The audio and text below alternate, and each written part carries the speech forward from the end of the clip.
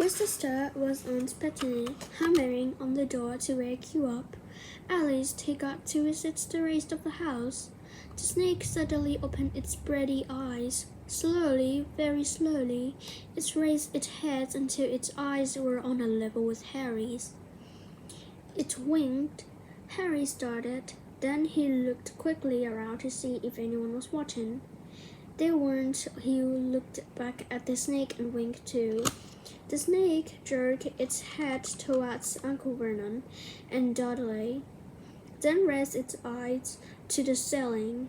It gave Harry a look that said quite plainly, murmured through the glass, thought he wasn't sure the snake could hear him. It must be really annoying. The snake nodded vigorously. Where do you come from anyway? Harry asked. The snake jabbed its tail at a little sign.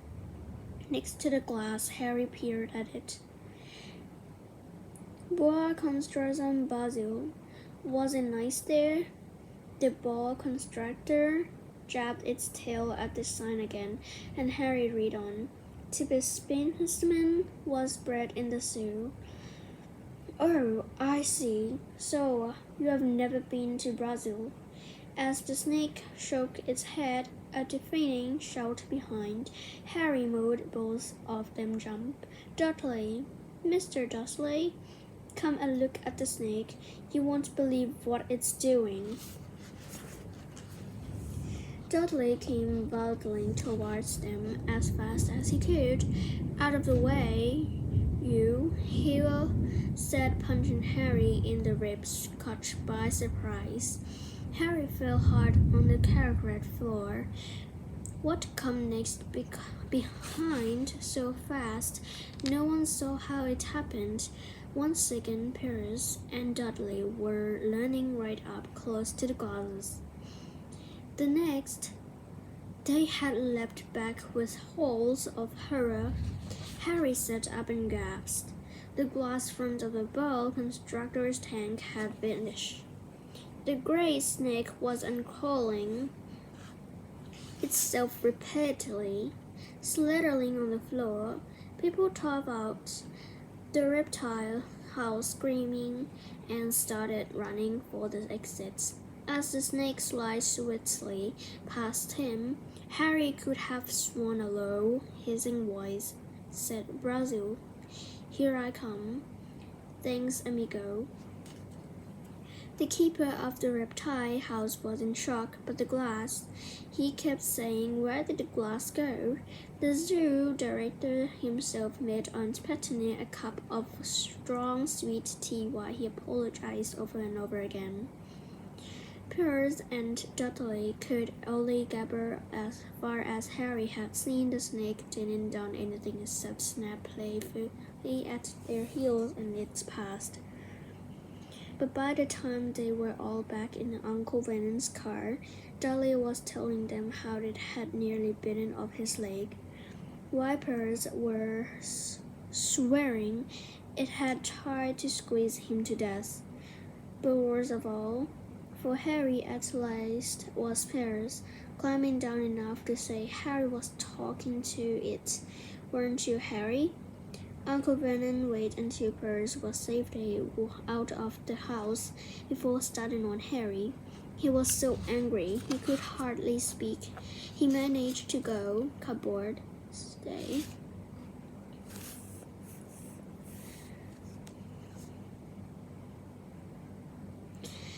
No meals before he got up into a chair and Aunt Bethany had to run and get him a large brandy.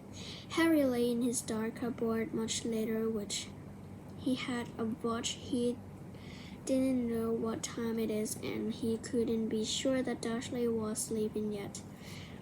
Until he couldn't risk sneaking to the kitchen for some food. He believed with the Dudley most 10 years. Then 10 years is miserable years. As long as he could remember, ever since he would have been a baby and his parents had died in a car crash. He couldn't remember being in the car when his parents had died. Sometimes When he stayed in his memory during long hours in his cupboard, he'd come up with a strange version, a blinding flash of green light and burning pain on his forehead. This, he supposed, was the car, though he couldn't imagine where all the green light come from. He couldn't remember his parents at all. His aunt and uncle never spoke with him, and of course, he was forbidden to ask questions. There were no photographs of them in the house. When he had been younger, Harry had dreamed of some unknown relation coming to take him away, but it had never happened. The Dursleys were his only family, yet sometimes he thought, or maybe hoped, that strangers in the streets seemed to know him. Very strange strangers they were too. A tiny man in a violet top hat and bowed to him once while out shopping with Aunt Petunia and Dudley. After asking Harry earnestly if he knew the man Aunt Petunia had rushed them out of the shop without buying anything, a veiled old man, dressed all in green, had waved merrily at him once on the bus. A blond man in a very long purple coat had actually shaken his hand in the street the other day, and then walked away without a word. The weirdest thing about all these people was the way they seemed to vanish the second Harry tried to get a closer look. At school, Harry had no one. Everybody knew that Dursley gang hated that old Harry Potter in his baggy old clothes and broken glasses, and nobody liked to disagree with Dudley's grand. The Letters from No One, Chapter 3. The escape from the Basildon boa constructor earned Harry his longest ever punishment by the time he was allowed out of his cupboard again.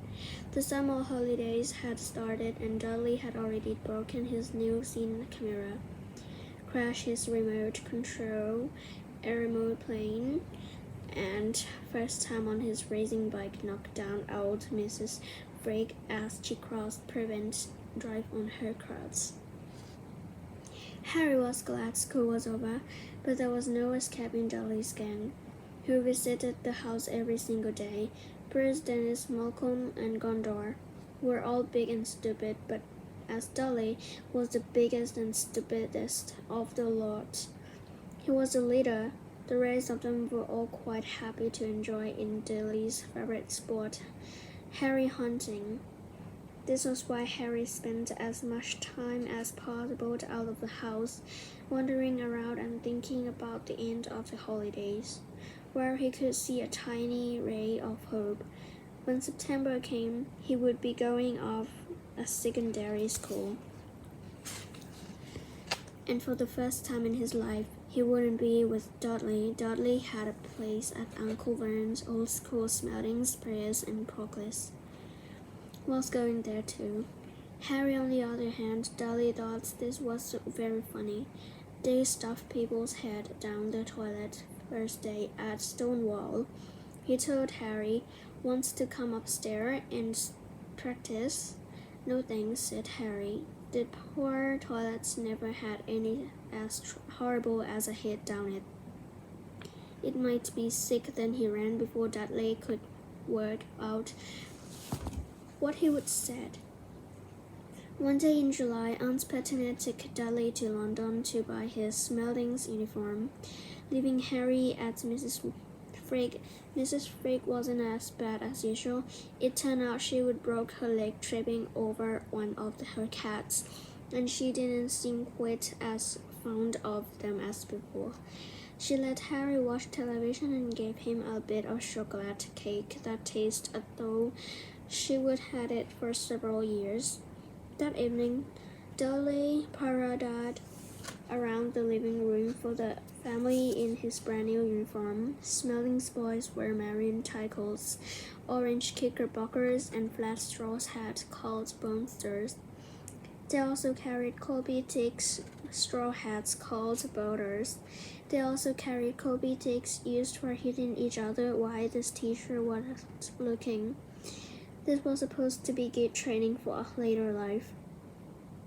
As he looked at Dudley in his new knickerbockers, Uncle Vernon said gruffly that it was the proudest moment of his life. Aunt Petunia burst into tears and said she couldn't believe it was her Uncle Dot Collins. He looked so handsome and grown up.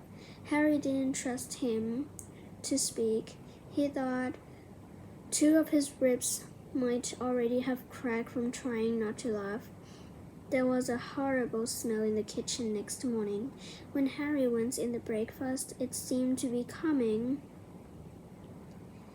from a large metal tub in the sink.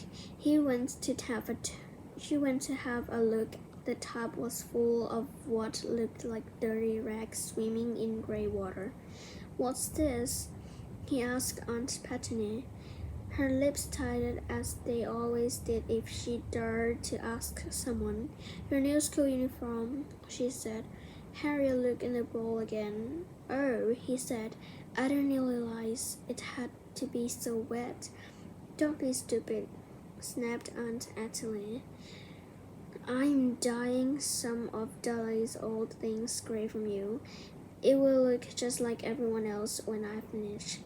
Harry seriously doffed his, but thought, "It's best not to argue."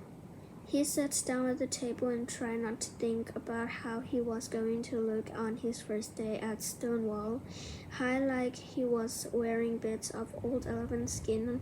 Probably Dudley and Uncle Vernon come in. Both winked nose because of the smell from Harry's new uniform. Uncle Vernon opened his newspaper as usual, and Dudley banged his smelling stick, which he carried everywhere on the table. They heard the click of the letter box and flop of letters on the doormat. "Get the post, Dudley," said Uncle Vernon from behind his paper. "Make Harry get it. Get the post, Harry. Make Dudley get it. Poke him with your smelling things, Dudley." Harry dodged the smell things and went to get the post. 3 things lay on the doormat: a postcard from Uncle Vernon's sister Marge, who was holidaying on the island of Wight, a brown envelope that looked like a bill, and a letter from Harry. Harry picked it up and started at it, his heart twanging like a giant elastic band. No one ever in his whole life had written to him. He wrote. He had no friends, no other relatives. He didn't belong to the library, so he would never ever got rude notes asking for books back. Yet it was a letter addressed so plainly there could be no mistake. "Mr. Potter, the cupboard under the stairs, for drive. Little Winging Surrey." The envelope was thick and hairy, made of yellowish parchment, and the address was written in a murderous green ink. There was no stamp. Turning to the envelope over his hand, trembling, Harry saw a purple wax ceiling bearing a coat of arms. A lion and eagle, a burglar and a snake, sprouted a large letter H. "Hurry up, boy," shouted Uncle Vernon from the kitchen. "What are you doing? Checking for letter bombs?"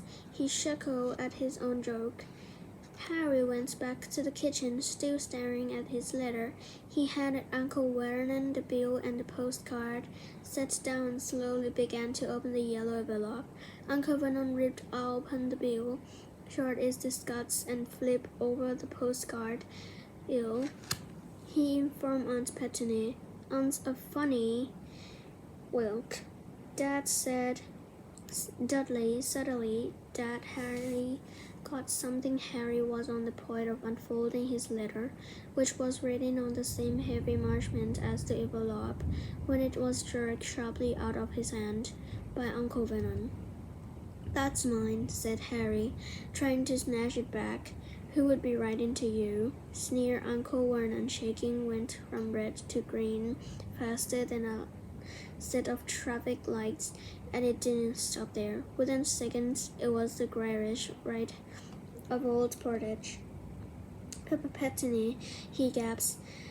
Dudley tried to grab the letter and read it, but Uncle Vernon held it high upped his rich, unspitting took it cautiously and read the first line. For a moment, the look as though she might faint. She caught her throat and made a choking noise. Vernon, oh my God, Vernon. They started to at each other, seemed to have forgotten that Harry and Dudley were still in the room. Dudley wasn't used.